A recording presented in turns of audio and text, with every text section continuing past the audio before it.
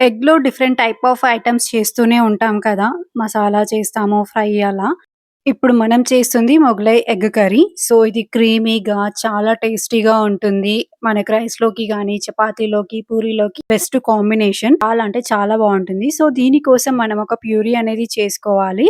Onion, ginger garlic and green chillies, corianders, cashews వేసుకొని పేస్ట్‌లా చేసుకోవాలి. ఆల్రెడీ ఉడకబెట్టుకున్న ఎగ్స్‌ని మనము కొంచెం ఘాట్లు పెట్టుకొని ఆయిల్‌లో కొంచెం ఇలా వేయించుకోవాలి.